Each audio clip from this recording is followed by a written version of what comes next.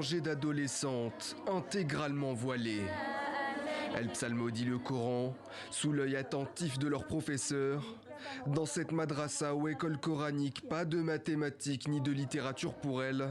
L'accès aux études conventionnelles leur a été interdit par les talibans depuis leur retour au pouvoir en août 2021. La madrasa ne peut pas m'aider à devenir médecin.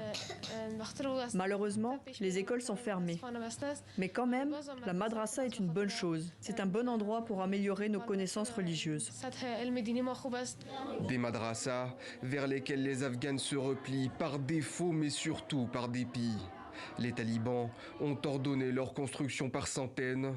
Ils en ont fait une base de leur stratégie éducative.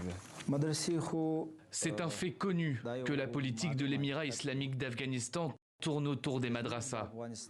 Tout le monde, qu'il s'agisse d'un employé, d'un directeur, d'un ministre ou du chef suprême, est diplômé des madrasas.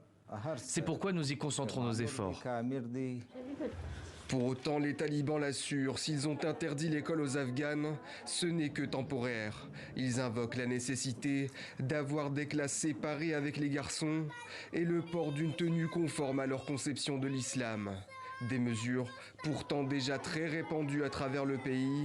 Alors pour cet érudit, souvent invité sur les chaînes locales, il faut rouvrir les écoles aux Afghanes, et vite. Dans les conditions actuelles, le besoin d'une éducation moderne est une priorité.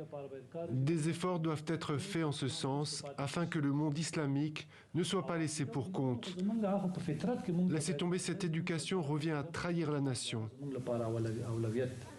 Si Internet permet à certaines de continuer à s'instruire, pour beaucoup d'Afghanes, ces madrasas sont le symbole de l'atteinte des talibans à leurs espoirs, notamment celui de pouvoir exister dans la société en tant que femme libre.